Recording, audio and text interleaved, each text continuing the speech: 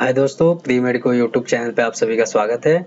हमारे चैनल पे NTA revision series और एनटीए पे रोज अपडेट होने वाले पेपर सॉल्व कर रहे हैं, जिसमें मैं आप सभी लोगों को फिजिक्स पोर्शन का सॉल्यूशन करवा रहा हूँ। आज का टेस्ट पेपर है हमारा 96। ओवरऑल इस पेपर की बात करें तो ये काफ़ी ज़्यादा ईजी पेपर है। इसमें कोई क्वेश्चन वैसे टफ है ही नहीं, बट कैलकुलेटिव है। ईजी है लेकिन कैलकुलेटिव पेपर है, तो इसके लिए बहुत ही, अगर एवरेज स्कोर भी देखा जाए तब भी वो 130 प्लस आराम से जा सकता है, और गुड स्कोर 150 प्लस। इसमें मतलब कोई भी ऐसा नहीं है कि आपको कंसेप्ट आता ना हो, सब कुछ आएगा, बस यहाँ पे कैलकुलेशन की जरूरत है। इसमें स्पीड और एक्यूरेसी की जरूरत है ज़्यादा। करते हैं question number 1। A proton of mass m and charge plus e is moving in a circular orbit in a magnetic field with energy। तो मैग्नेटिक फील्ड की क्या दे रखी है, एनर्जी रखी है। What should be the energy of alpha particle. पहले क्या, एक तरह से क्या है, ये प्रोटॉन है, पहले प्रोटॉन डाला गया इस मैग्नेटिक फील्ड में इतनी एनर्जी से। तो पूछा है कि अल्फा पार्टिकल का एनर्जी कितना होना चाहिए, revolve the same radius. Radius का होना चाहिए सेम, तो रेडियस का फॉर्मूला क्या होता है, M B by Q B, और लेकिन एनर्जी के टर्म में चाहिए 2m upon Q B. Same क्या दे रखा है, रेडियस सेम करना है, और क्या मैग्नेटिक फील्ड सेम करना है, और यहाँ पे पूछा है एनर्जी पूछा है यहाँ पे, तो यहाँ पे हमें सिर्फ एनर्जी और चार्ज और मास के टर्म में आ रहा है। तो यहाँ से क्या पता चल रहा है, k equal to Q square by 2m। यही तो होगा प्रोपोर्शनलिटी, रेडियस सेम हो गया है और मैग्नेटिक फील्ड सेम हो गया। तो यहाँ पे हमें एनर्जी बतानी है, तो k1 बाय k2 कर देंगे यहाँ पे, q1 बाय q2 स्क्वायर और m2 बाय m1। बताना हमें अल्फा का, k2 बताना हमें। पहले की kinetic energy 1 mega electron volt दे रखा है, तो अगर यहाँ पे 1 मेगा तो अब मेगा में ही आएगा आंसर। और q1 बाई q2, q1 क्या प्रोटॉन है जिसपे एक ही चार्ज होगा, q मान लेते हैं, तो ये अल्फा पे कितना होगा 2q हो जाएगा स्क्वायर। मास करेंगे अगर यहाँ पे अल्फा का कितना हो जाएगा 4, तो प्रोटॉन का 1 कितना होता है, अल्फा और प्रोटॉन का रेशियो क्या हो जाएगा, मास का 4:1 होगा ना यहाँ पे। तो इसको जब सॉल्व करेंगे क्या आएगा, 1/4 ये हो जाएगा, 4/1 ये हो जाएगा, क्या आएगा रेशियो 1:1 कितना आएगा, 1 ही आएगा। ठीक है। Number of photon emitted by 100 watt sodium lamp in 1 second. Time दे रखा है 1 सेकेंड और पावर दे रखा है, हमें नंबर ऑफ फोटोन बताना है। पावर का फॉर्मूला क्या होता है, NE/T। तो यहाँ पे सबसे पहले एनर्जी चाहिए हमें, एनर्जी क्या होगी, लेमडा दे रखी है। वैसे तो SC बाय लेमडा से निकाल सकते हैं, लेकिन सीधा लेमडा दिया, लेमडा के फॉर्म में क्या बताया था, एनर्जी इक्वल टू क्या होता है 1240। ये कैसा दे रखा है, नैनोमीटर कह सकते हैं, 5.89 नैनोमीटर। तो 1240 अपॉन 5.89 ये आएगा इलेक्ट्रॉन वोल्ट में, एनर्जी आ जाएगी ये। इसको सॉल्व करेंगे तो ये कितना है, ये 6 मान सकते हैं इसको, 124 अपॉन 6 कह सकते हैं। इसको अगर कट करेंगे तो 3, और ये कितना जाएगा, 2 3 जा 6 और 2 6 2। फिर इसको 620/3, इसको अगर कट करेंगे तो 2 टाइम जा रहा है और 0 6, तो 206 के आसपास कुछ आएगा, 206.6 ऐसा कुछ आएगा यहाँ पे। ये हो गया एनर्जी आ गया। पावर हमें 100 वाट, और यहाँ पे नंबर ऑफ फोटोन पर सेकेंड, मतलब ये 1 सेकेंड दे रखा है, और एनर्जी आ गई 26.6। ये आती है इलेक्ट्रॉन वोल्ट में, ये किस में आएगी, इलेक्ट्रॉन वोल्ट में आ जाएगी। तो इसको जूल में कन्वर्ट करेगा, जूल में कन्वर्ट करना पड़ेगा। तो n की वैल्यू कितनी आएगी, n की वैल्यू यहाँ से देखेंगे, n इक्वल टू तो 100 अपॉन बाकी सब वैल्यू क्या होगी नीचे, 1.6 इंटू 10 टू पावर माइनस 19। ये 19 कहाँ जाएगा, ऊपर जाएगा, तो कितना बनेगा 10 टू पावर 21 बनेगा। और ये 206 इंटू 1.6, ये 100 को भी हम लोग यहाँ पे पॉइंट लगा सकते हैं, तो 1.206 इंटू 1.6 इंटू 10 टू पावर 19 हो गया।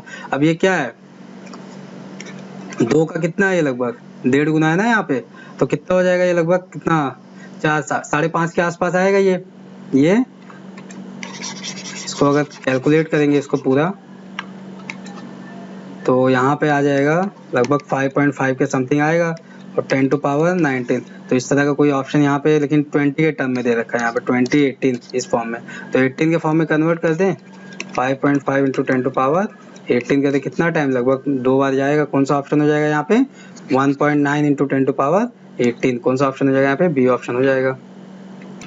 A block of mass 3m is attached to the pulley system as shown in the figure at t equal to 0. Particle capital M falling vertically strike the block 3m. कोई small M किससे टकरा रहा है, 3m से जाके टकरा रहा है। Speed of the combined mass just after the collision, stick कर जा रहा है तो पूछा कंबाइंड मास, तो इजी क्वेश्चन है, दिखने में बड़ा है लेकिन क्या है काफी इजी है। मोमेंटम कंजर्व कर दे यहाँ पे। पहले क्या है, खाली एम मास का बॉडी जा रहा है, एम मास की 8 और 3m वाला क्या है रेस्ट में, 3m वाला यहाँ पे रेस्ट में। फाइनल क्या है, फाइनल में दोनों साथ में आ जा रहे हैं तो 4m हो जाएगा मास। और वेलोसिटी पूछी हमसे कितनी हो जाएगी, m से m कैंसिल हो जाएगा, कितना आएगा यहाँ पे 8/4, तो कितना आ जाएगा 2 मीटर पर सेकंड, डी ऑप्शन हो जाएगा यहाँ पे। Question number 4, A charged particle is moving in a circle of radius capital R with uniform speed v, तो रेडियस दे रखा है, स्पीड दे रखा है, पूछा है मैग्नेटिक मूवमेंट। मैग्नेटिक मूवमेंट होता क्या है, NIA, तो नंबर ऑफ टर्न वैसे दे रखा है, एक ही मान के चलेंगे। एन यहाँ पे हो जाएगा, आई क्या होगा यहाँ पे Q/T इंटू ए, टी क्या होगा 2πr/v, क्योंकि t इक्वल टू क्या होगा 2πr/v, यही तो होगा। v इक्वल टू 2πr/t, तो t बराबर 2πr/v हो जाएगा यहाँ पे। और ये क्या हो जाएगा πr², तो एक आर से एक आर कैंसिल, पाई से पाई के कैंसिल हो जाएगा, कितना आया qvr/2, तो मैग्नेटिक मोमेंट क्या आ गया qvr/2। कौन सा ऑप्शन दिख रहा है हमें, पहली ऑप्शन दिख रहा है। Question number 5, two particle A B moving on two concentric circle of radius r1 r2 दे रखा है, दो पार्टिकल है r1 r2 पे घूम रहे अपना। एंगुलर स्पीड क्या है दोनों के, ओमेगा ही है, तो t equal to 0 there position direction motion. ये जब पोजीशन दिखाया गया कब दिखाया गया, t इक्वल टू 0 सेकंड पे।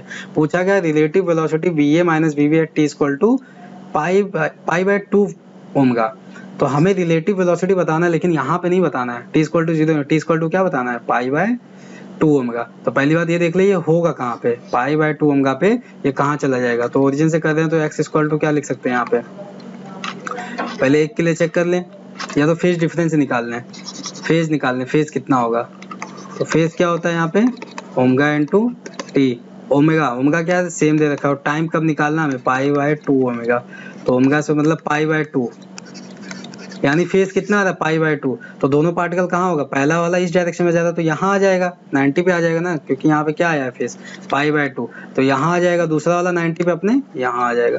तो इसकी वेलोसिटी कहाँ है vb, एक तरह से ये बोल सकते हो, और इसकी va, यही बोल सकते हैं ना। तो यहाँ पे सबसे पहले हम लोग निकाल देंगे va कितना होगा, तो va वैसे मैक्सिमम वेलोसिटी होती है कितने ओमेगा इंटू ए होता है ना, तो रेडियस कितना r1 दे रखा है, तो ओमेगा इंटू r1 और क्या है माइनस आई कैप। आंसर भी देखना ना आई कैप में दे रखा, तो यहाँ पे समझ जाना कि ये y अगर यहीं पे लगा देंगे तो क्या आना चाहिए यहाँ पे -y + y minus j + j आना चाहिए।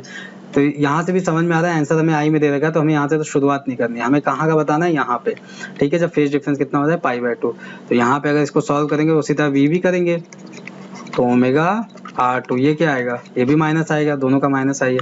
बताना क्या हमें va माइनस vb, तो कैलकुलेट कर लेंगे यहाँ पे ओमेगा r1 और ये क्या आएगा माइनस, और ये माइनस ओमेगा r2, ये भी क्या आएगा माइनस, और ये पूरा बाहर क्या ले लेंगे आई कैप कॉमन ले लेंगे, तो इसको करेंगे तो ये जनरली क्या बन जाएगा माइनस, काम करते हैं गलत हो गया, इसको हम लोग सीधा सीधा लिखेंगे माइनस ओमेगा r1 और माइनस ओमेगा r2, और बाहर क्या ले लेंगे यहाँ पे आई कैप, ये हो गया। इसको सॉल्व करेंगे तो क्या आएगा minus omega r1 plus omega r2 आई कैप, तो ये बन के आएगा लास्ट में क्या आएगा हमारा ओमेगा कॉमन हो जाएगा r2 माइनस r1 और क्या आएगा आई कैप। तो यहाँ पे क्या आ रहा है हमारा ऑप्शन कौन सा बन रहा है यहाँ पे सी और डी में ध्यान से देखिएगा, r1 माइनस r2 में, तो हमारा r2 माइनस r1 आ रहा है, तो डी ऑप्शन हो जाएगा। अगर माइनस साइन बाहर लेके करते तो क्या आ जाता r1 माइनस r2 आ जाता, तो सी ऑप्शन हो जाता है। अब आया थी zone down a long rod of material relative permittivity, तो यहाँ पे रिलेटिव परमिबिलिटी दे रखी है, ठीक है, मीडियम की नहीं दे रखी है, रिलेटिव दे रखी है। To make a solenoid if the current through the wire is 5 ampere, current दे रखी है यहाँ पे 5 एम्पेयर है, the number of turns per unit length is, तो यहाँ पे जो हम लोग लिखते हैं ना, अच्छा यहाँ पे n/l की वैल्यू दे रखी है, सीधा सीधा स्मॉल n की value. The magnetic field inside the solenoid, तो सोलेनॉइड के लिए फॉर्मूला क्या होता है फील्ड का μ0 n इंटू आई, ये क्या होता है नंबर ऑफ टर्न्स पर लेंथ, तो ये सीधा वैल्यू दे रखी है।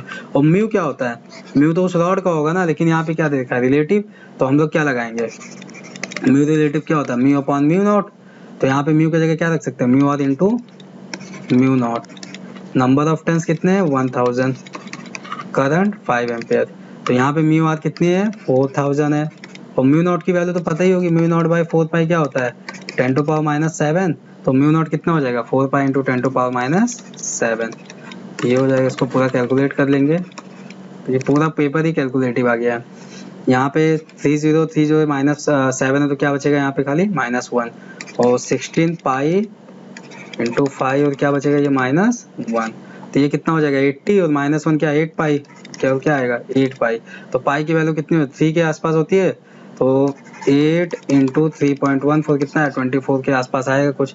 यहाँ पे क्या 24 और क्या आएगा टेस्ला 24, यहाँ पे देखना मिली टेस्ला दे रखा, तो क्या हो जाएगा डी ऑप्शन हो जाएगा, टेस्ला आएगा यहाँ पे खाली। ठीक है, ये थोड़ा ध्यान से देखना है यहाँ पे कि क्या दे रखा है, यहाँ पे गलती हो सकती है। पहला ऑप्शन ये ठीक हो सकता है 24.12 मिली टेस्ला, लेकिन आ कितना रहा है 25.12 टेस्ला आ रहा है।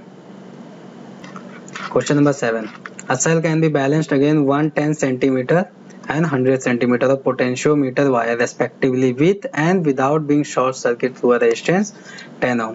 तो पहले क्या हो रहा है, किससे बैलेंस हो रहा है 110 सेंटीमीटर, जब ये नहीं होता है, और इसके साथ जब लगा देते तो 100 सेंटीमीटर बैलेंस होता है।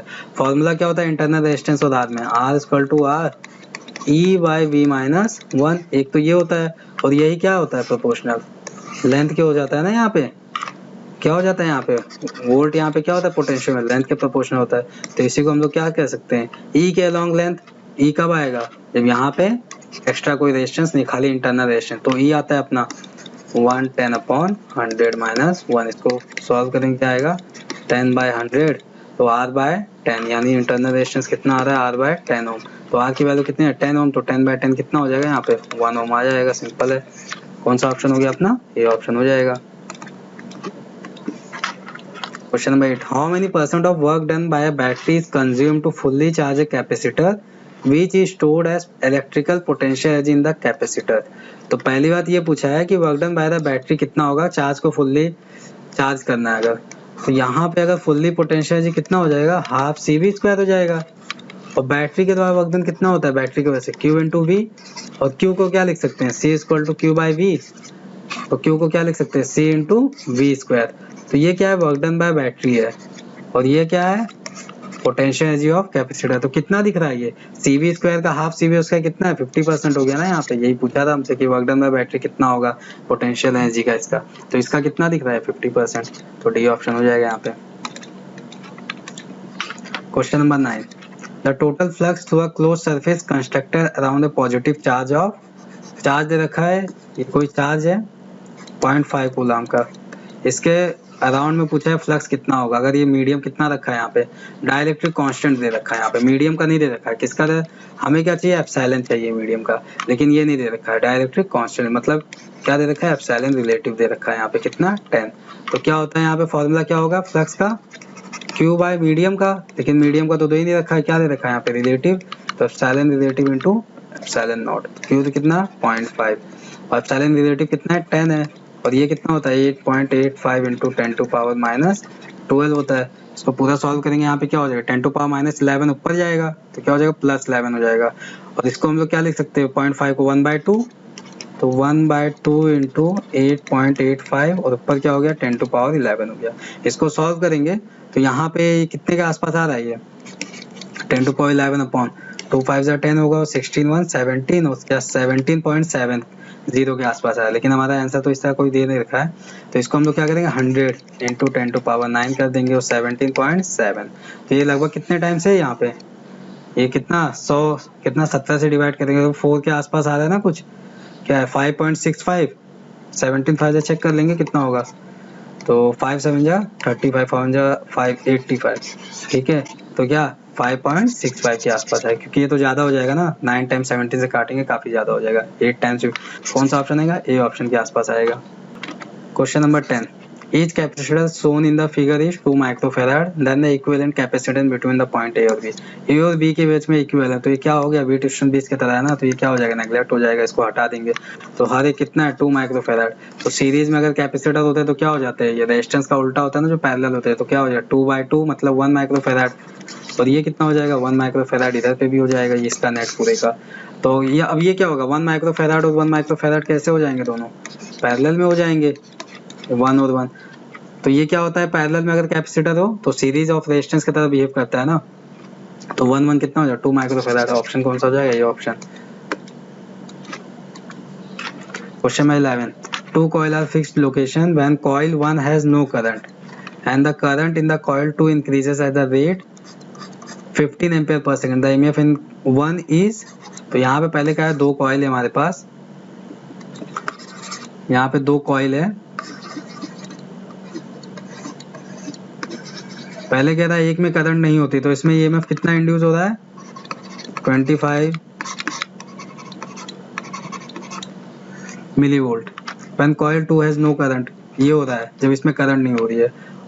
और इसमें जो करंट की इंक्रीज दे रही है कैसा है di/dt, ये कितना दे रखा है 15 एम्पियर पर सेकेंड।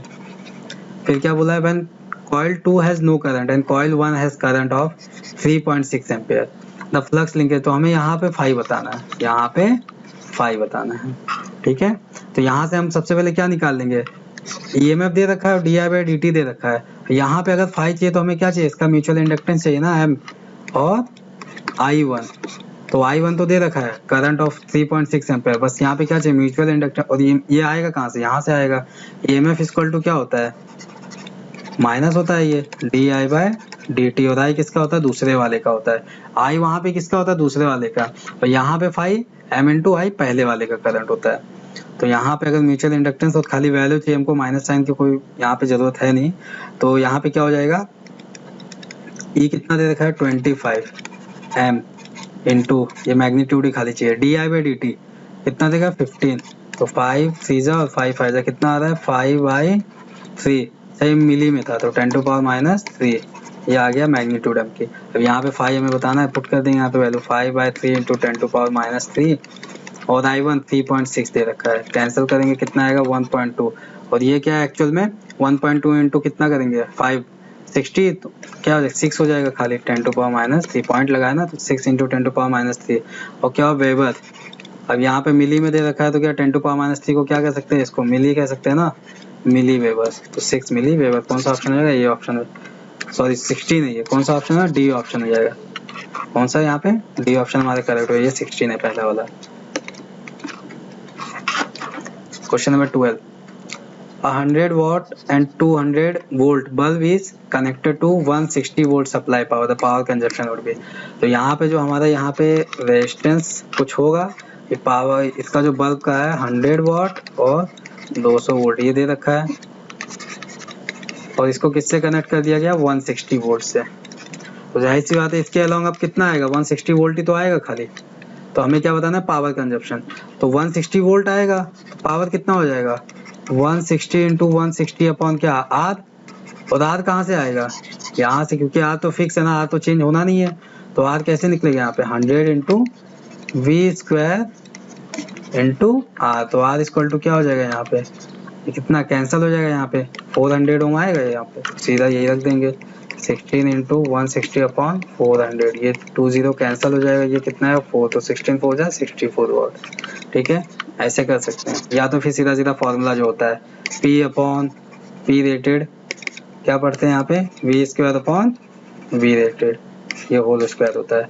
या तो ये फॉर्मूले से कि पावर रेटेड दे रखी है V रेटेड दे रखी है और V दे रखा है, और यहाँ पे क्या पावर पूछा है, ये फॉर्मूला। वरना सबसे सही तरीका यही होता है कि रेजिस्टेंस तो चेंज होना नहीं है, वो चाहे इसमें कनेक्ट करे चाहे ना करे। तो हम लोग क्या करेंगे पहले रेजिस्टेंस निकाल लें, फिर सीधा बैटरी का वोल्ट दिया है V²/R कर देंगे।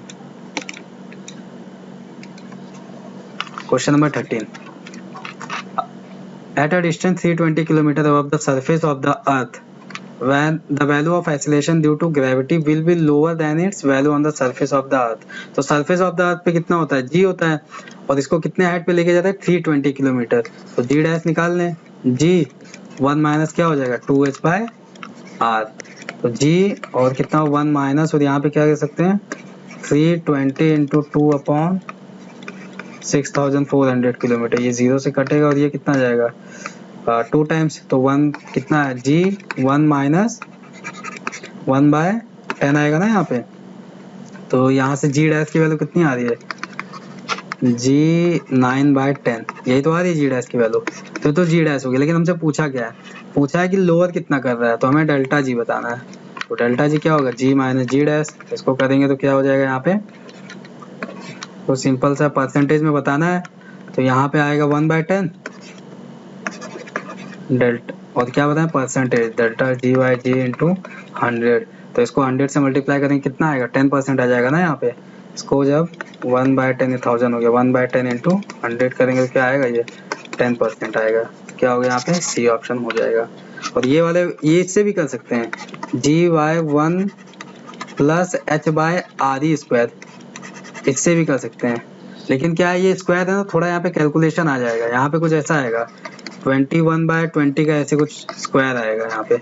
तो इससे भी कर सकते हैं, लेकिन ये कैलकुलेटिव थोड़ा सा हो जा रहा है, इसी वजह से हम लोग सीधा इससे चलेंगे। वैसे कभी भी डिफरेंस आए हाइट पे, ऐसा कुछ आए परसेंटेज चेंज, तो यही फॉर्मूला लगाना है, इससे डायरेक्ट आता है आंसर।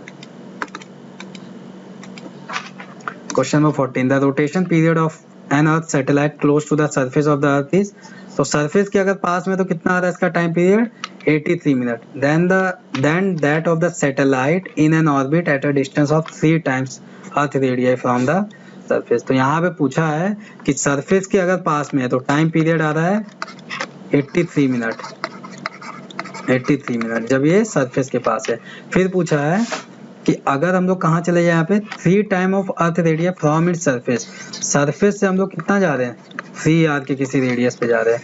तो यहाँ पे अगर सरफेस से 3r है तो सेंटर से कितना, सेंटर से लेते हैं ना r, तो सेंटर से कितना हो जाएगा 4r, तो हमें 4r पे बताना है टाइम पीरियड। तो यहाँ पे दे रखा है 83, और टाइम पीरियड और रेडियस में रिलेशन क्या होता है, t² प्रोपोर्शनल r पे पावर 3, ये कर देंगे t² इक्वल टू क्या हो जाएगा यहाँ पे r, तो यहाँ पे क्या हो जाएगा 4r, तो पावर क्या हो जाएगा 3 हो जाएगा, r से r कैंसिल हो जाएंगे। और इसको अगर सॉल्व करेंगे तो 83/t, और यहाँ पे 1/4 3/2, तो ये हो जाएगा 2 और 1/8। तो यहाँ पे t इक्वल टू 83 इंटू क्या आएगा 8 आएगा। सॉल्व कर देंगे, ये क्या आएगा, इसको और भी सॉल्व करते हैं, तो 1/8 बनेगा ना ये, तो 8 3 क्या होगा 24, 64 है क्या 664, किस में दे रखा था मिनट, तो मिनट में आएगा। कौन सा ऑप्शन हो रहा है, C option. Question number 15, hot water cools from 60 degree Celsius to 50 degree Celsius in the first 10 minute, time दे रखा है, and to 42 degree Celsius in next 10 minute, the temperature of the surrounding. ये क्या है, Newton's law of cooling का है। क्या होता है यहाँ पे, डेल्टा थीटा अपॉन टी, और ये के θ1 plus θ2/2 minus theta of surrounding. ये तो करते हैं हम लोग theta naught, theta of surrounding करते हैं, रख देते हैं यहाँ पे। पहले क्या जा रहा है 60 - 50, 60 - 50 कहाँ पे 10 मिनट्स में जा रहा है, ओके। और 60 + 50/2 कितना करेंगे 55 आ जाएगा सीधा, 110 बनेगा ना, 110 का कितना डिवाइड करेंगे 2 से करेंगे 55 आएगा। और यहाँ पे डेल्टा थीटा दूसरे वाले में क्या रहा, अगली बार 50 से कहाँ जा रहा है 42, यानी चेंज कितना रहा है 8 डिग्री सेल्सियस का, और टाइम सेम दे रखा है के। और इसका अगर एवरेज लेंगे यहाँ पे 50 + 42/2, तो इसका करेंगे तो क्या 92/2, ये कितना आएगा 2 4 46 आएगा, कितना आएगा 46 माइनस थीटा नॉट। तो इसको डिवाइड कर देंगे, के से के कैंसिल, ये कैंसिल हो जाएगा, ये कितना आएगा 10/8, 10/8 equal to 55 minus theta naught, और ये आएगा 46 माइनस थीटा नॉट, ये 5/4 हो जाएगा।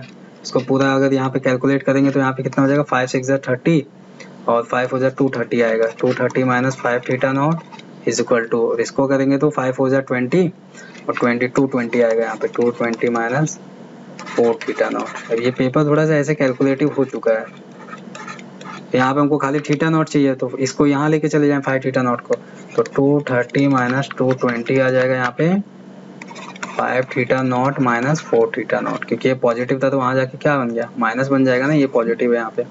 तो यहाँ पे आएगा थीटा नॉट कितना आ गया सीधा सीधा 10 डिग्री सेल्सियस, कितना है थीटा नॉट 10 डिग्री। कौन सा ऑप्शन है, D option. Question number 16, a flask is filled with 13 gram of ideal gas at, temperature दे रखा है 27 डिग्री से, and temperature is raised to, अगला टेम्परेचर कहाँ तक लेके जा रहे हैं 52 डिग्री सेल्सियस तक। The mass of the gas that has to be released to maintain the temperature of the gas in the flask as 52 degree Celsius. तो यहाँ पे पूछा है कि अगर हम इतने ग्राम मास को हम लोग 27 से कहाँ लेके जा रहे हैं 52 डिग्री सेल्सियस, तो कितना ग्राम रिमूव करना पड़ेगा। तो यहाँ पे क्या बोला है, यहाँ पे प्रेशर सेम और ऊपर से क्या है फ्लास्क, मतलब क्या वॉल्यूम यहाँ पे कांस्टेंट दे रखा है। तो P और V अगर कांस्टेंट है तो फॉर्मूला क्या होता है, PV इक्वल टू nRT।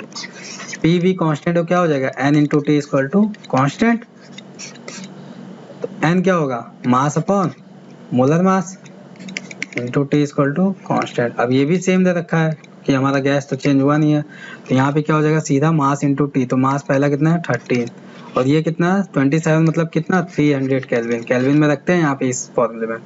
तो हम क्या करेंगे, फाइनल निकाल लेते हैं कि फाइनल बचता कितना है, और कितना 52 मतलब कितना हो गया 273 प्लस 52 और ये कितना हो जाएगा 325।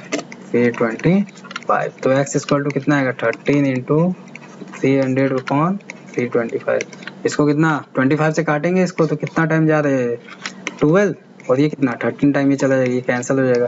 तो फाइनल कितना बचता है 12 ग्राम। तो हमसे पूछा क्या, फाइनल पूछा क्या पूछा है, the mass of the gas that has to be released. तो कितना निकाला गया यहाँ से, डेल्टा एक्स पूछा है यहाँ से। 13 माइनस क्या कर देंगे 12, कितना आएगा 1 ग्राम निकाला गया। तो 1 ग्राम निकालने पे क्या आ जा रहा है टेम्परेचर इसका 52 डिग्री सेल्सियस। डी ऑप्शन हो जाएगा।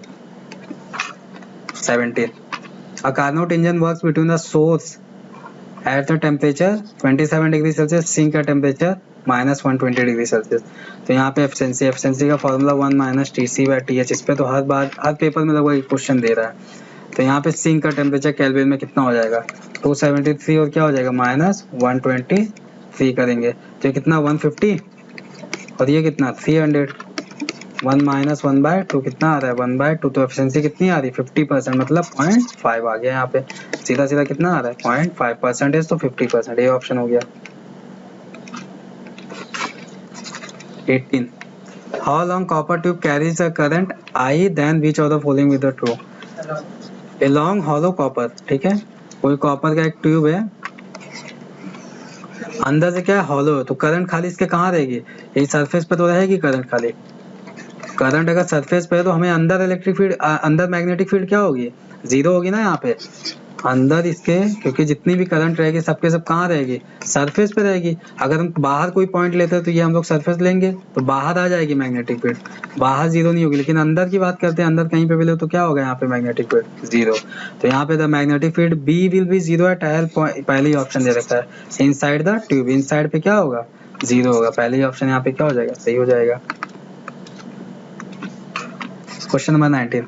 If in a circular coil A of radius R, current I is flowing and another coil B of radius 2R and a current 2I is flowing, then the ratio of magnetic field.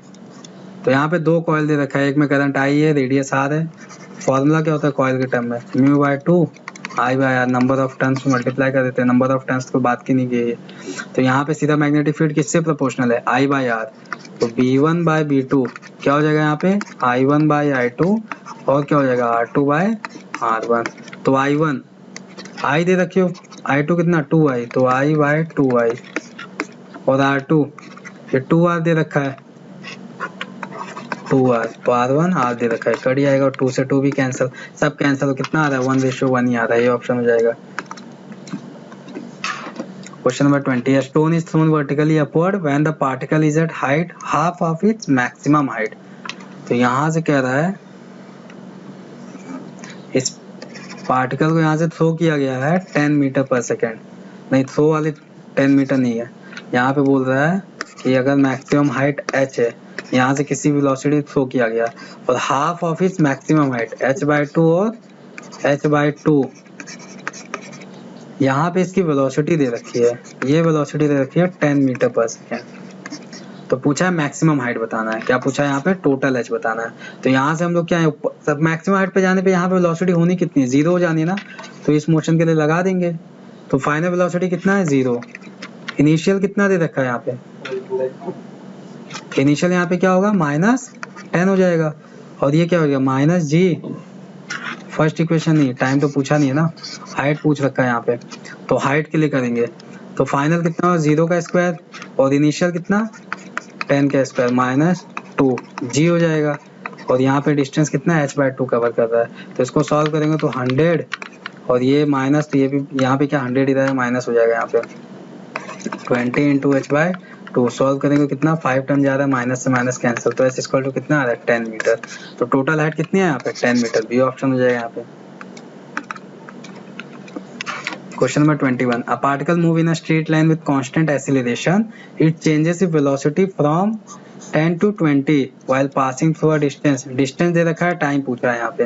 तो यहाँ पे क्या होता है, displacement क्या होता है यहाँ पे, average velocity u plus V by 2 into क्या होता है t होता है। अब ये फॉर्मूले पे काफी क्वेश्चन आ चुका है, अगर ये नहीं आता तो फिर क्या करेंगे हम लोग, पहले न्यूटन का कौन सा थर्ड इक्वेशन लगा के एक्सीलरेशन लगाएंगे, फिर फर्स्ट इक्वेशन लगा के ये थर्ड इक्वेशन से आएगा, फिर फर्स्ट इक्वेशन लगा के क्या निकालेंगे, टाइम निकालेंगे। लेकिन ये अगर फॉर्मूला याद है यहीं से हो जाएगा सीधा। ये कितना दे रखा है 135, u plus V 10 plus 20 by 2 और टाइम दे रखा है, तो इसको मल्टीप्लाई 270 अपॉन कितना 30 टाइम, तो कितना जा रहा है t इक्वल टू सीधा आ रहा है यहाँ पे 9 सेकेंड। कौन सा ऑप्शन हो गया यहाँ पे, डी ऑप्शन हो जाएगा। 22, a body of mass 4 kg accelerated upon by a constant force travel a distance 5 metre in the first second. तो फर्स्ट सेकेंड, ठीक है, nth सेकेंड में इक्वेशन क्या होता है, u प्लस हाफ ए 2n माइनस 1 यही होता है। तो 2 मीटर इन थर्ड सेकेंड, तो ये लगा देना है। तो force acting on a body, force क्या होगा m इंटू ए, मास दे रखा है, क्या चाहिए हमको एक्सेलरेशन, तो एक्सेलरेशन कहाँ से आएगा, ये इक्वेशन से आएगा। दोनों इक्वेशन लगा देंगे। पहले फर्स्ट सेकेंड की बात करते हैं, कितना चला है 5, तो 5 इक्वल टू u प्लस, अच्छा इसने रेस्ट से बोला नहीं है तो अपने से रेस्ट मान मत लेना u, कभी भी मैकेनिक्स का क्वेश्चन है जब तक ये ड्रॉप या रेस्ट अपने से ना बोले आपको नहीं मानना है। यहाँ पे u बराबर 0, हाफ ए फर्स्ट सेकंड मतलब 2 इंटू 1 माइनस 1, और फिर 2 मीटर कब चल रहा है, u प्लस हाफ ए कौन से सेकंड में यहाँ पे चल रहा है, थर्ड सेकंड, तो यहाँ पे 2 इंटू 3 माइनस 1। इसको पूरा सॉल्व करेंगे तो ये क्या बनेगा पूरा सॉल्व करने पे, ये 5 equal to U plus half A आएगा सिंपल, और 2 equal to U plus half 5 आएगा। यहाँ पे u तो हमें चाहिए ना, हमें किससे मतलब एक्सीलरेशन से, तो हम लोग क्या करते हैं माइनस कर देते हैं, 5 माइनस 2 कितना 3 आएगा, और यहाँ पे a by 2 minus 5a by 2, तो ये कितना आएगा यहाँ पे अगर इसको करेंगे तो माइनस 4a बाई 2, तो 2 से 2 कैंसिल हो जाएगा, तो यहाँ पे एक्सीलरेशन कितना आएगा माइनस 3 बाई 2 मीटर पर सेकेंड स्क्वायर। तो ये तो आ गया एक्सीलरेशन। चाहिए क्या था फोर्स, फोर्स इक्वल टू क्या होता है m इंटू ए, मल्टीप्लाई कर देंगे, तो फोर्स क्या 4 इंटू 3 बाई 2 करेंगे कितना आएगा 6, सीधा सीधा क्या आ जाएगा 6 न्यूटन आ जाएगा। कौन सा ऑप्शन हो गया यहाँ पे, सी ऑप्शन हो जाएगा यहाँ पे 6 न्यूटन। इसको अगर कर देंगे 4 इंटू 3 बाई 2, तो 2 से कैंसिल, 3 टू जाए कितना 6 न्यूटन हो जाएगा यहाँ पे।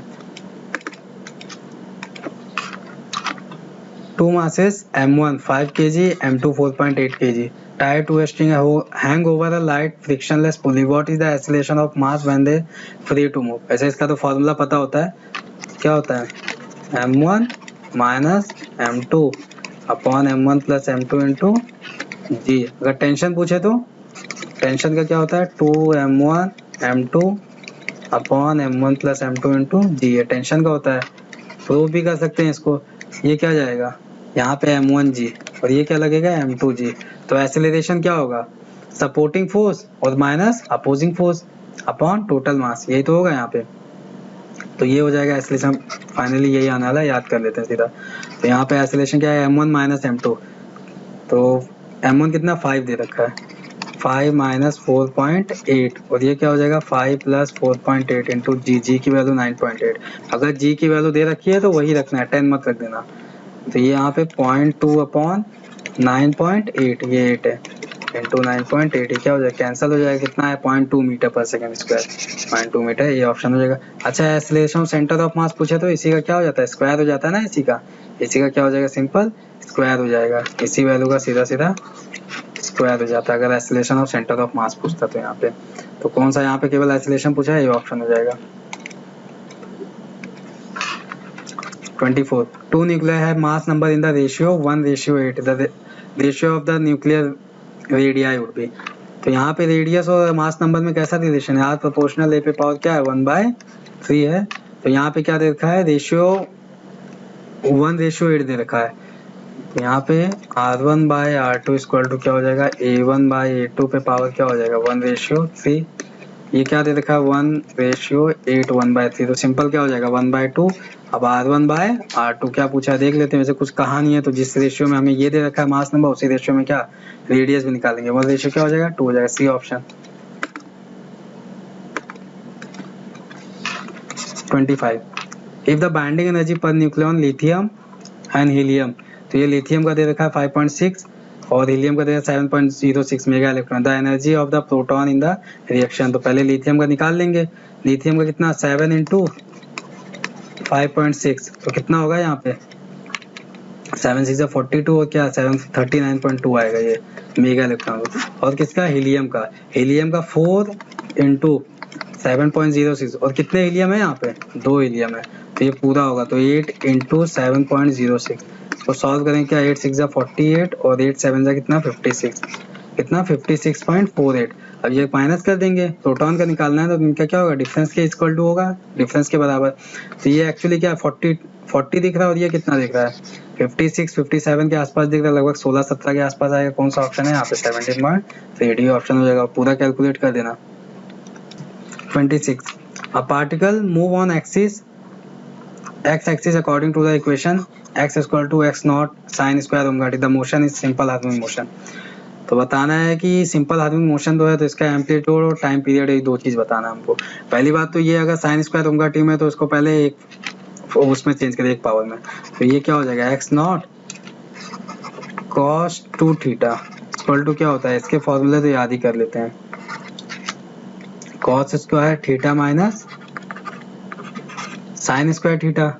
और क्या हो जाएगा यहाँ पे cos 2 theta 2 cos square theta minus 1, या फिर क्या हो जाएगा 1 माइनस 2 साइन स्क्वायर थीटा। अब ये क्या दे रखा है साइन के फॉर्म में दे रखा है, तो ये वाला यूज हो जाएगा हमारा। कौन सा ये यूज हो जाएगा, तो यहाँ से करेंगे तो क्या आएगा साइन स्क्वायर थीटा कितना आएगा, तो साइन स्क्वायर थीटा यहाँ से देखेंगे तो ये वहां जाएगा तो 1 माइनस cos 2 थीटा अपॉन 2, यही तो आएगा, रख देंगे यहाँ पे। तो यहाँ पे कितना हो जाएगा x equal to x naught और यहाँ पे 1 माइनस cos 2 थीटा कितना था ओमेगा टी बाय 2। अब इसको पूरा सॉल्व करेंगे तो x naught by 2 minus x naught by 2 cos 2 omega T.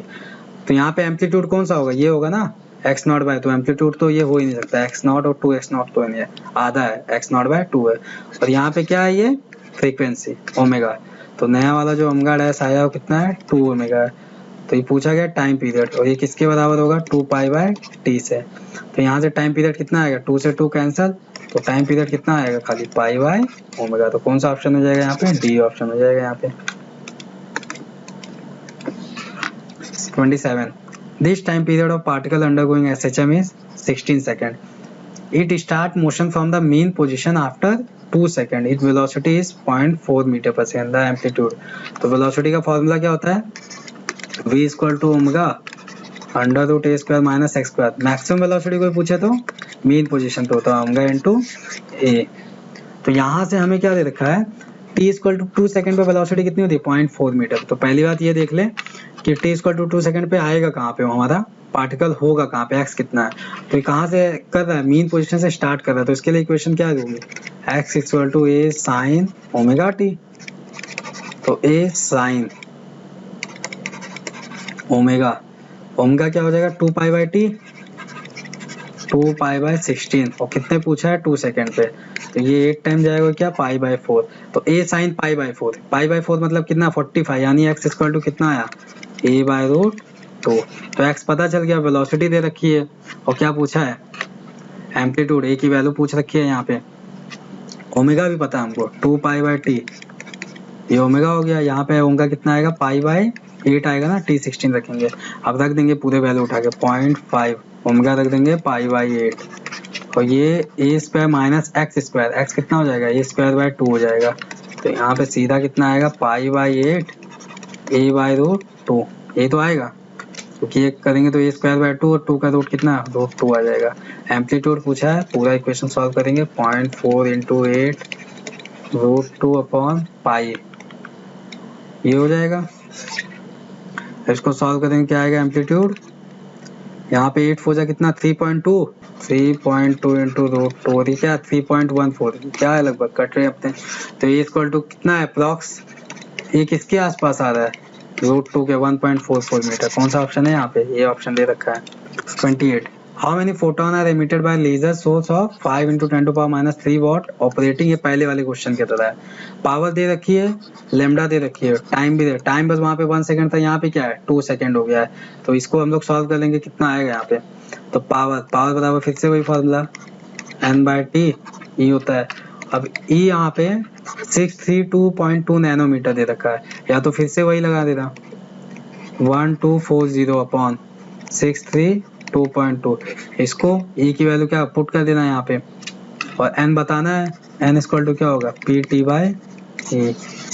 यहाँ पे पावर दे रखी है 5 इंटू 10⁻³ टाइम 2 दे रखी है, तो यहाँ पे और एनर्जी, तो यहाँ पे इसको पूरा कैलकुलेट करेंगे 10⁻² अपॉन e, और इसको किस में रखेंगे 1.6 10⁻19 में, ये क्या हो जाएगा आंसर आ जाएगा लगभग 3.2 के आसपास आ रहा था। ठीक है, ये भी फर्स्ट वाले क्वेश्चन के एज इट इज है, सेम टू सेम है। Question number 29, light of energy 2 electron volt falls on a metal of work function, तो फाई दे रखा है और ये क्या दे रखा है ई दे रखा है। पूछा है स्टॉपिंग पोटेंशियल, स्टॉपिंग पोटेंशियल क्या होती है, काइनेटिक एनर्जी की क्या होती है नेगेटिव वैल्यू होती है ना, काइनेटिक एनर्जी निकाल लें ई माइनस फाई, ये कितना है 2.0 माइनस 5 1.4 कितना आएगा ये 0.6 इलेक्ट्रॉन वोल्ट। तो काइनेटिक एनर्जी ये होगी, इसी की नेगेटिव वैल्यू क्या होती है स्टॉपिंग पोटेंशियल, यहाँ पे खाली मैग्नीट्यूड दे रखा है, कौन सा हो जाएगा ये ऑप्शन हो जाएगा। Question number 30, the neck and the bottom of bottle are 3 centimetre and 15 centimetre radius. तो ऐसे हमारे पास कोई ये बॉटल दे रखी है, इसका ये जो नेक दे रखा है इसका रेडियस दे रखा है 3 सेंटीमीटर, और इसका जो बॉटम दे रखा है इसका रेडियस दे रखा है 15 centimetre. If the cork is pressed with a force, यहाँ पे जो फोर्स हम लोग आ रहे हैं वो कितना होगा 12 न्यूटन लगा जा रहा है। तो पूछा है the force exerted on the bottom of the bottle, तो बता रहे हैं यहाँ पे कितना फोर्स लगेगा। तो ये प्रेशर क्या होगा सेम टू सेम होगा ना, ट्रांसफर पास्कल लॉ है, एक तरह से पास्कल लॉ है यहाँ पे। तो F बाई इक्वल टू क्या हो जाएगा कांस्टेंट, तो F कितना है पहले वाले में 12 न्यूटन, और एरिया किस पे डिपेंड होता है आर स्क्वायर पे ना, तो यहाँ पे क्या हो जाएगा 9 इक्वल टू F दूसरे वाले पे निकालना है, इसका कितना हो जाएगा 15 का स्क्वायर, इसको 3 का स्क्वायर लिख देते हैं, कट सकता है बाद में 12 15/3 का होल स्क्वायर F, ये क्या हो जाएगा 5 टाइम जा रहा है, तो 12 इंटू क्या हो जाएगा 25, इसको कैलकुलेट करेंगे कितना आएगा 12 5 जा 60 और 12 2 जा कितना हो जाएगा 24 और 6 कितना 300 30 हो जाएगा ना 300 न्यूटन। कितना आ रहा है ये सी ऑप्शन हो जाएगा, कितना आ रहा है 300 न्यूटन आ रहा है यहाँ पे 12 5 जा कितना 60 और 12 2 जा 24, हाँ 300 आ रहा है यहाँ पे सी ऑप्शन।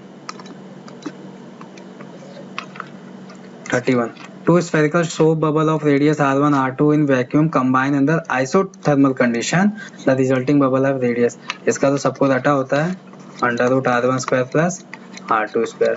और क्या होता है एक दूसरा इस टाइप का क्वेश्चन कि कोई r1 रेडियस है और r2 रेडियस दोनों कंबाइन कर रहे हैं, लेकिन एक नहीं बना रहे, इनका जो कॉमन सरफेस का रेडियस होगा ये कितना होता है r इक्वल टू ये कितना हो जाता है r1 r2 bye r1 plus r2।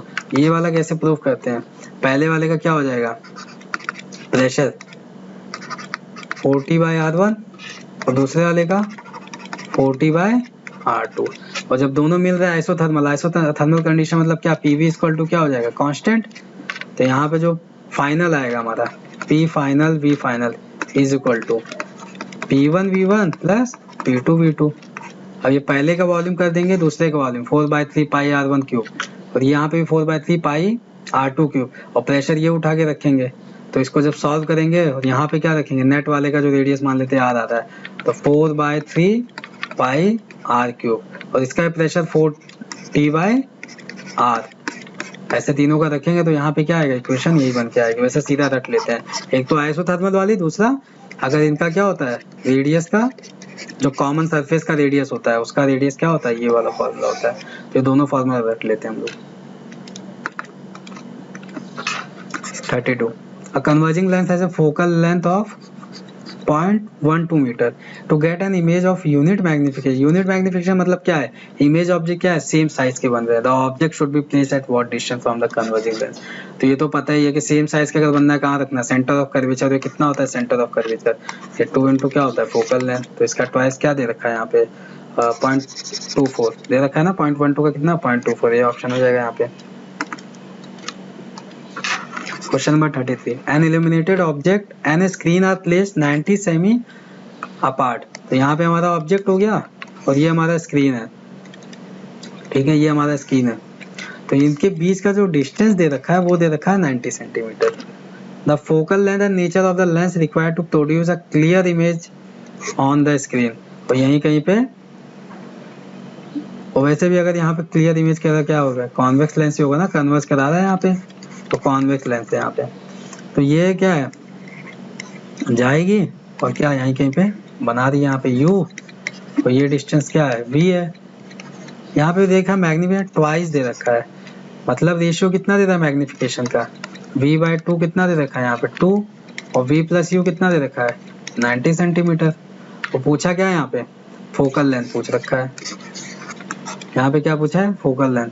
तो यहाँ से अगर देखेंगे तो रेशियो अगर v इक्वल टू क्या आ रहा है 2u आ रहा है, तो v इक्वल टू अगर 2u आ रहा है तो यहाँ से देख लेंगे 3u इक्वल टू 90, तो u कितना आ रहा है यहाँ पे 30 सेंटीमीटर। तो ये तो साफ है कि 30 सेंटीमीटर है, तो ये कितना हो गया 60 सेंटीमीटर। फोकल लेंथ बताना है 1/f इक्वल टू 1/60 पॉजिटिव होगा, और माइनस, और ये क्या 1/-30, 1/60 प्लस 1/30 कितना होगा ये, तो सॉल्व कर लेंगे तो 60/3। तो यहाँ पे फोकल लेंथ कितना आ रहा है 60/3, कितना आ रहा है ये 20 सेंटीमीटर। कौन सा ऑप्शन दे रहा है, बी ऑप्शन है यहाँ पे।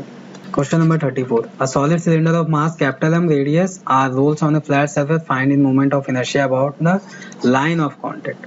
तो ये अगर सॉलिड सिलेंडर अगर रोल कर रहा है तो हमें कैसे दिखेगा, ये एज ए डिस्क दिखने वाला है, ये ऐसे रोल करेगा इस एक्सिस के अलॉन्ग। लेकिन हमें पॉइंट ऑफ कांटेक्ट ये लाइन है, ठीक है, इस लाइन से जो पास हो रही है कोई मोमेंट ऑफ इनर्शिया जो पास हो रही है हमें इसके अलॉन्ग बताना है। तो सेंटर के अलॉन्ग क्या हो जाती है mr²/2, और कितना डिस्टेंस mr² हो जाएगा ना यहाँ पे, तो कितना आएगा 3mr²/2 हो जाएगा। यहाँ पे कितना हो जाएगा 3mr²/2। कौन सा ऑप्शन है, ये ऑप्शन ही दे रखा है, ठीक है, लाइन ऑफ कांटेक्ट पूछ रखा है यहाँ पे, तो यहाँ पे ये ऑप्शन हो जाएगा।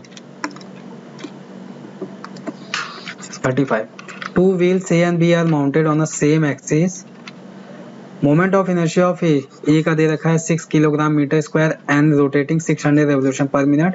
When B पहले क्या है स्टार्टिंग में A घूम रहा है, B क्या है रुका हुआ है, B क्या है रेस्ट पे यहाँ पे। What is moment of inertia of B if the compound speed is। अब क्या कर दोनों को ऐड कर दिया कर रहे हैं, दोनों को एक दूसरे को ऊपर रख दे रहे हैं। तो पहले क्या करेंगे, यहाँ पे A चल रहा था B नहीं चल रहा था, दोनों को फिर हमने एक पे कर दिया है। तो बताना है B कितने से चलेगा, इस पे खाली B कितने से चलेगा। तो ये क्या हो जाएगा यहाँ पे एंगुलर मोमेंटम कंजर्व। पहले खाली कौन घूम रहा था, A घूम रहा था, तो इसके लिए क्या कर देंगे I इंटू ओमेगा, इसका क्या है 6 इंटू 600, और ये क्या है 0 है, ये तो घूम ही नहीं रहा था। फाइनल क्या है दोनों है ना यहाँ पे, तो IA प्लस IB, तो 6 plus IB moment of inertia of B, और कितने से घूम रहे हैं दोनों 400। तो ये कितना 0 से 0 ये कैंसिल हो जाएगा, तो ये कितना आएगा 6 इंटू 36 हो जाएगा, और ये कितना हो जाएगा 24 प्लस 4I।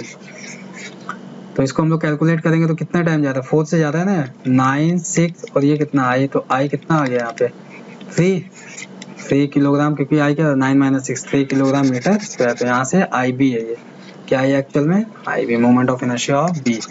तो यहाँ से कौन सा C ऑप्शन हो गया।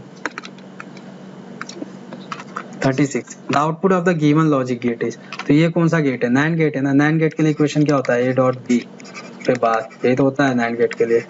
और ये कौन सा और गेट है, और गेट के लिए कौन सा होता है A+B। अब हम लोग क्या करेंगे, जब भी कभी ऐसा कुछ कॉम्प्लिकेटेड सर्किट है यहाँ पे ट्रूथ टेबल बना के करते हैं, उससे आसानी होती है। A B और ये मान लेते हैं Y है, तो पहले हम लोग क्या 0 0 कर देंगे, तो यहाँ पे कितना 0 जाएगा, ये 0 0 0 जाएगा। अच्छा ये क्या है 0.0 पे बाद क्या आएगा 1 आएगा, और यहाँ पे क्या फिर 1 और 1, और 0 1 क्या हो जाएगा, यहाँ पे 1 निकलेगा बाहर, और यहाँ से क्या आएगा 0.1, 0 पे बाहर 1 आ जाएगा, और 1 1, तो 1.1 पे बाहर कितना हो जाएगा ये 0, तो 0 0 रखने पे क्या आ रहा है 0 आ रहा है। तो उसके बाद फिर अगला क्या करेंगे हम लोग 0 1 रख देते हैं, 0 1, तो इसको 0 रहने देते हैं, इसको 1 रख देते हैं, तो इसको 0 रखेंगे, बाकी सब सेम रहेगा, यहाँ पे 1 रख दिया तो 1 जाएगा और 1 जाएगा यहाँ पे। तो यहाँ पे जब 0 और 1 गया तो क्या 0 1 0 पे बाहर कितना 1 ही बाहर आएगा, बाकी सब यही सब सेम हो रहा है, तो क्या 0 1 पे भी कितना आ रहा है 0 ही आ रहा है यहाँ पे, 0 1 पे भी 0। अब क्या कर देंगे यहाँ पे चेक कर लेते हैं इतने से ही, तो 0 0 करने पे क्या आना चाहिए 0, तो यहाँ पे तो फर्स्ट तो सेटिस्फाई कर रहा है पहले कंडीशन को, और ये भी सेटिस्फाई कर देगा पहले वाली कंडीशन को, क्योंकि 0 पे बाद 1 और डॉट 0 करेंगे 0। ये वाला देखते हैं, ये भी प्लस ये नहीं कर पाएगा सेटिस्फाई, क्योंकि 0 0 ये तो 0 बन जाएगा, लेकिन ये 0.0 पे बाद क्या 1, ये तो गया पहले कंडीशन से, ये गया। दूसरे कंडीशन से देख लेते हैं 0 और 1 से क्या, तो ये देखा जाए तो यहाँ पे 0 और 1 पे बाद 0 ये कर ले रहा है सेटिस्फाई दूसरे वाले, तो ये भी कर लेगा, दोनों सेम ही तो है। 0 पे बाद 1 नहीं, ये नहीं कर पा रहा है, ये चला गया। यहाँ पे चेक कर लेते हैं 0 और 1 पे बाद, तो 0 1 पे बाद 0.0 हो जाएगा, ये प्लस 0 पे बाद 1 हो जाएगा 1.11 1 हो जाएगा, ये भी नहीं सेटिस्फाई कर पा रहा है सेकंड कंडीशन, कौन सा कर रहा है खाली ये ऑप्शन हो जाएगा यहाँ पे। तो हम लोग क्या करेंगे ट्रूथ टेबल बना के 2 या 3 से देख लेंगे कंपेयर करके, उससे पता चल जाएगा। तो कौन सा ऑप्शन आ रहा है, ये ऑप्शन हो गया अपना। Question number 37, in a pure silicon, यहाँ पे दे रखा है इसको कितना डाल, in a pure silicon Ni 10⁻16 metre per metre cube crystal at 300 kelvin 10⁻21 atom of phosphorus are added per cubic metre. अब क्या पेंटावेलेंट है, तो ये क्या क्रिएट कर देगा, इलेक्ट्रॉन ज्यादा कर देगा, लेकिन पूछा होल कंसंट्रेशन, तो ये एक्चुअल में क्या दे रखा है इलेक्ट्रॉन कंसंट्रेशन ऑफ, क्या दे रखा है इलेक्ट्रॉन 21, ये क्या दे रखा है इलेक्ट्रॉन दे रखा है, क्योंकि फास्फोरस है ना पेंटावेलेंट है ये, तो ये क्या इलेक्ट्रॉन क्रिएट करेगा। तो होल कंसंट्रेशन, तो फार्मूला क्या होता है Ni square equal to Ne into concentration of hole, N hole बताना है हमें, Ni स्क्वायर कितना 10⁻16 इंटू 10⁻16 अपॉन एन इलेक्ट्रॉन कितना 10⁻21 दे रखा है, तो सॉल्व करेंगे क्या आएगा 32 माइनस 21, और ये कितना हो जाएगा 11, 10 टू पावर क्या हो जाएगा 11 हो जाएगा, क्या आ रहा है यहाँ पे 10 टू पावर 11, सी ऑप्शन हो जाएगा। Question number 38, the temperature of a gas contain in a close vessel as a constant volume, volume क्या दे रखा है कांस्टेंट, टेम्परेचर कितना बढ़ा रहे हैं यहाँ पे डेल्टा टी दे रखा है 1 डिग्री सेल्सियस, इसी को क्या 1 डिग्री केल्विन भी कह सकते हैं, डिफरेंस है ना दोनों में सेम ही है। When the pressure of a gas is increase by 1%, तो डेल्टा पी बाय पी दे रखा है 1% मतलब 1/100, तो पूछा है इनिशियल टेम्परेचर बताओ, तो वॉल्यूम अगर कांस्टेंट है PV equal to NRT, volume constant और पी प्रोपोर्शनल क्या हो जाएगा, ठीक है। तो क्या लिख सकते हैं एरर वाले से, मैंने कहा था कभी 5% से अगर कम हो तो सबसे पहले दिमाग एरर पर जाना चाहिए, ये डेल्टा टी बाय टी हो जाएगा, तो ये कितना दे रखा है 1/100, ये डेल्टा टी बाय टी, तो इनिशियल टेम्परेचर टी ये कितना 1 केल्विन, क्योंकि इसमें क्या रखते हैं हम लोग केल्विन में रखते हैं ना, तो ये क्या आएगा 100 केल्विन में आएगा आंसर। डिफरेंस भी हमें क्या रखना है केल्विन ही मान के चलना है यहाँ पे डिफरेंस पे, क्योंकि डिफरेंस क्या होता है चाहे डिग्री सेल्सियस लो केल्विन लो क्या आना है सेम ही आना है, तो यहाँ पे क्या आ जाएगा 100 केल्विन, हम लोग फॉर्मूले में केल्विन रखते हैं जनरली इसमें।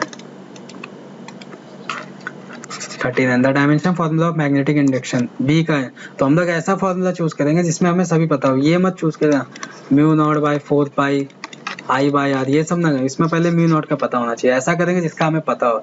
जैसे यहाँ पे रेडियस का देख लेते हैं, एम वी बाई क्या होता है क्यू वी, सबका पता हमें, आर का पता है एल हो जाएगा, ये मास का पता है एम हो जाएगा, और ये क्या हो जाएगा एल टी -1, और ये क्या हो जाएगा ए टी, और बी का निकालना है, तो यहाँ से बी सीधा सीधा क्या समझ में आ रहा है, एल से एल तो कैंसिल, एल पे पावर क्या है 0 है, तो एल पे पावर 0 यहाँ पे क्या है एक ही पे है, डी ऑप्शन हो जाएगा, एल पे पावर क्या रखा है 0, बाकी तो है क्योंकि एल पे पावर 0 यहाँ से सीधा देगा, डी ऑप्शन हो जाएगा। Question number 40, in wide AC experiment the 2 slit which are separated, ये क्या दे रखा है स्लिट विद दे रखा है, are illuminated with a monochromatic light of wavelength, wavelength दे रखा है lambda, the interference pattern is observe on the screen, ये क्या दे रखा है कैपिटल डी, स्क्रीन पे स्क्रीन से डिस्टेंस दे रखी है, स्क्रीन से या स्लिट के बीच के, from that slit find the number of bright fringe form over 1 centimetre with. तो पूछा है कि 1 सेंटीमीटर विथ में कितने सारे ब्राइट फ्रिंजेस फॉर्म हो सकते हैं। तो पहले हम लोग क्या निकाल सकते हैं कि एक फ्रिंज विथ कितना डिस्टेंस कवर कर रहा है। तो यहाँ पे इसको सॉल्व करेंगे तो आएगा लैम्डा 6000 10⁻⁻10 मीटर, और ये 1 मीटर ही दे रखा है, ये क्या है 1.2 10⁻³ इसको सॉल्व करेंगे कितना बनेगा, ये 6 × 10⁻⁷, और ये क्या हो जाएगा 12 × 10⁻⁴, इसको सॉल्व करेंगे तो 6 × 10⁻⁷ + 4 अपॉन 12, तो क्या है 1/2, इसको सॉल्व करेंगे कितना आएगा 10⁻³ ये क्या आएगा मीटर, किस में आ रहा है ये मीटर में आ रहा है, और ये क्या है सेंटीमीटर, तो ये देख लें सेंटीमीटर में कन्वर्ट कर लें 10⁻³ 10⁻²/2 करेंगे तो कितना आएगा 1/20, तो बीटा कितना है 1/20 सेंटीमीटर। तो ये है कि 1/20 सेंटीमीटर में क्या है एक फ्रिंज विड्थ है 1/20 सेंटीमीटर में, तो 1 सेंटीमीटर में कितना हो जाएगा 20 हो जाएगा ना, ये कितना हो जाएगा 20 फ्रिंजेस हो जाएगा यहाँ पे 1 सेंटीमीटर, क्योंकि 1/20 सेंटीमीटर में एक फ्रिंज विड्थ है, तो 1 सेंटीमीटर में कितना हो जाएगा सीधा सीधा क्या हो जाएगा 20 हो जाएगा ना। कौन सा ऑप्शन दे रहा है यहाँ पे, डी ऑप्शन हो जाएगा यहाँ पे, कौन सा ऑप्शन है D option. Question number 41, on introducing a thin mica sheet of thickness दे रखा है स्लैब की, एंड रिफ्रैक्टिव इंडेक्स म्यू दे रखा है, in the path of one of the waves the central bright fringe maxima shift and fringes. Shifting क्या होता है, पहली बात तो पाथ डिफरेंस क्या होता है इस केस में, जब हम लोग कोई भी स्लैब रखते हैं म्यू -1 × t ये होता है, शिफ्ट कर रहा था कितना हो जाएगा n × लैम्डा के बराबर नंबर ऑफ फ्रिंजेस, तो यहाँ से क्या n ही बताना है, लैम्डा भी दे रखा है यहाँ पे, तो n क्या हो जाएगा म्यू -1 1.5 - 1 और t की वैल्यू 2 × 10⁻⁶, और लैम्डा कितना दे रखा है 5000 10⁻⁻10, इसको सॉल्व करेंगे क्या आएगा 0.5 × 2 और ये 10⁻⁶ अपॉन 5 × 10⁻⁷, तो ये क्या आ जाएगा 1 हो जाएगा सीधा, और इसको अगर करेंगे 10⁻7 ऊपर जाएगा तो खाली 10/5 कितना आ रहा है 2, कौन सा ऑप्शन है बी। कितना फ्रिंजेस शिफ्ट हो रहा है 2 फ्रिंजेस शिफ्ट हो रही है। 42, a source of sound is moving with a velocity of 50 metre per second towards a stationary observer। यहाँ पे हमारा ऑब्जर्वर है, यहाँ से क्या आ रहा है साउंड आ रहा है, कितनी है इसकी स्पीड 50 मीटर/सेकंड, और ये कितना फ्रीक्वेंसी मेजर कर रहा है, ये जो n डैश मेजर कर रहा है 1000 hertz. What will the apparent frequency of the source when it is moving away from the observer after crossing में, क्रॉस करते हुए फिर क्या हो रहा है जा रहा है, उसी स्पीड से जा रहा है 50 मीटर/सेकंड, ठीक है, ये सोर्स वापस जा रहा है, तब बताना है यहाँ पे ये कितना सुनेगा, आप n डबल डैश कह सकते हैं। तो जनरल फॉर्मूला क्या होता है n dash equal to n और v प्लस माइनस vo और v प्लस माइनस vs। अब यहाँ पे ऑब्जर्वर तो चल नहीं रहा है, सोर्स ही चल रहा है, तो पहले केस में क्या हो जाएगा, पहले केस में हम लोग जब सॉल्व करेंगे तो n dash equal to n, मान लेते हैं n थी इसकी फ्रीक्वेंसी, और ये क्या v 350 दे रखा है, वेलोसिटी ही नहीं आ रही, और पास आ रहा है, पास आने का मतलब क्या आ रहा है ये वैल्यू बढ़ेगी, तो ये किस में आना चाहिए माइनस घटनी चाहिए 350 - 50, तो सॉल्व करेंगे तो n 350/300 ये आ गया रेशियो, और सॉल्व कर लेते हैं इसको, तो कितना आ रहा है 350/30 ये हो गया n डैश, और n डबल डैश कितना आ जाएगा यहाँ पे n दूर जा रहा है 350 तो कम सुनेगा, तो यहाँ पे वैल्यू क्या होनी चाहिए ये वाली, ये बड़ी होगी तभी तो कम आएगी ये वैल्यू, इसको कम लाने के लिए वैल्यू क्या होनी चाहिए बड़ी होनी चाहिए 50, फॉर्मूला याद करने की जरूरत नहीं है यहाँ पे। तो इसको सॉल्व करेंगे क्या आएगा 350/400 जीरो, तो n डबल डैश की कितनी आई वैल्यू 35/40, तो यहाँ से हमें ये n डबल डैश बताना है, दोनों को क्या कर लेंगे रेशियो ले लेंगे, दोनों का रेशियो जब लेंगे n dash by n double dash, तो यहाँ से क्या कट क्या रहा है n/30 n × 35 ये दोनों कट जाएंगे, और ये n डबल डैश वाला क्या 40, तो ये ऊपर आ जाएगा 40/35, तो यहाँ से n डबल डैश कितना आएगा n × 35/40 वैल्यू रख देंगे, ये 1000 दे रखा है शायद n डैश की वैल्यू 35/40, जीरो से जीरो ये कितना 25, तो 25 इंटू 35 करेंगे कितना आएगा ये 25 पाया। अगर यहाँ पे 30 खाली हो तो कितना 750 आता है यहाँ पे 750 कितना आ रहा है ये 750 के आसपास आएगा कुछ। यहाँ पे क्या है 30 है, यहाँ पे क्या है 3 है, ठीक है, ये हमने गलती कर दी। यहाँ पे क्या है 30 है, तो 25 इंटू 30 करेंगे कितना आएगा यहाँ पे 750, ये ऑप्शन हो जाएगा यहाँ पे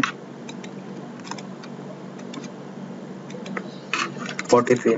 टू वेव रिप्रेजेंटेड बाय, एक ही पहले वाली वेव की दूसरे वाली वेव की दे रखी है, दोनों का फेज डिफरेंस कितना है 90 डिग्री है, साइन दे रखा है कॉस दे रखा है, एक तो यहाँ पे होगा तो दूसरा कहाँ पे यहाँ पे, दोनों का क्या है सेम दे रखा है amplitude.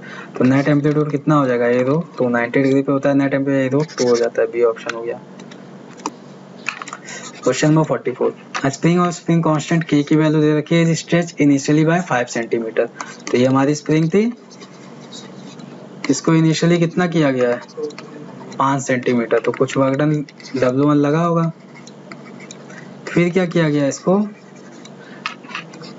Unstable position, the work required to stretch it further, फिर इसको अगर 10 सेंटीमीटर तक और टोटल कितना करना है 10 सेंटीमीटर, 5 के बाद अगर इसको 10 करना है तो हमें और कितना एक्स्ट्रा वर्क डन कर, तो पहले क्या करेंगे पहले वाला वर्क डन निकाल लेंगे, फिर टोटल 10 के लिए निकाल लेंगे, फिर क्या करेंगे W2 माइनस W1 कर देंगे, कितना आएगा ये हाफ के W2 का स्क्वायर मतलब x2 स्क्वायर, x2 कितना है 100 हो जाएगा ना 10 इंटू 10, तो ये हो जाएगा 100 इंटू 10 टू पावर माइनस 4 क्योंकि सेंटीमीटर है, और ये कितना हो जाएगा 5 मतलब 25 इंटू 10 टू पावर माइनस 4। इसको सॉल्व करेंगे हाफ इंटू ये क्या हो जाएगा 5 इंटू 10 टू पावर 3, और ये क्या हो जाएगा 100 माइनस 75 10 टू पावर माइनस 4। इसको सॉल्व कर लेंगे तो ये कितने के आसपास आएगा 2.5, और इसको हम लोग क्या कर सकते हैं 7.5, तो 2.5 इंटू 7.5 कितने के आसपास आ रही है 7 टू 14, 14 से थोड़ा क्या आएगा ज़्यादा आएगा, कितना आ रहा है 18.75। Question number 45, a person holds a bucket of weight 60 newton, he walks 7 metre along the horizontal path and climbs a vertical distance of 5 metre, the work done by the man। तो ये क्या हुआ है आदमी है, इसने बकेट ली हुई है, अब ये क्या कर रहा है हॉरिजॉन्टल पाथ पे जा रहा है, कितना 7 मीटर, और फिर क्या जा रहा है ऊपर जा रहा है वर्टिकल, लिफ्ट से या किसी चीज से भी जा रहा होगा 5 मीटर जा रहा है, तो पूछा है work done by the man. अच्छा work done by the man कैसा है यहाँ पे नॉर्मल फोर्स कैसा लग रहा है इस पे अप लग रहा होगा ना, तो ये अगर डिस्टेंस लेंगे क्या होगा 90 डिग्री हो जाएगा डिस्प्लेसमेंट, तो हॉरिजॉन्टल केस में तो वर्क डन क्या होगा 0 होगा, केवल किस में आएगा वर्टिकल केस में 5 इंटू कितना इस पे नॉर्मल लग रहा होगा 60 न्यूटन, वो तो दे ही रखा है 60 न्यूटन, कितना हो जाएगा यहाँ पे 5 6 कितना 300 न्यूटन 300 जूल, वर्क डन कितना हो जाएगा 300 जूल, ये वर्क डन है ना 300 जूल, ये ऑप्शन हो जाएगा यहाँ पे। तो ये था आपका टेस्ट नंबर 96, इसके साथ ही साथ हम लोग रिवीजन भी करवा रहे हैं, और अगर आपको ये सॉल्यूशन थोड़ा सही लगा हो प्लीज़ हमारे चैनल को लाइक कीजिए, सब्सक्राइब कीजिए, शेयर कीजिए।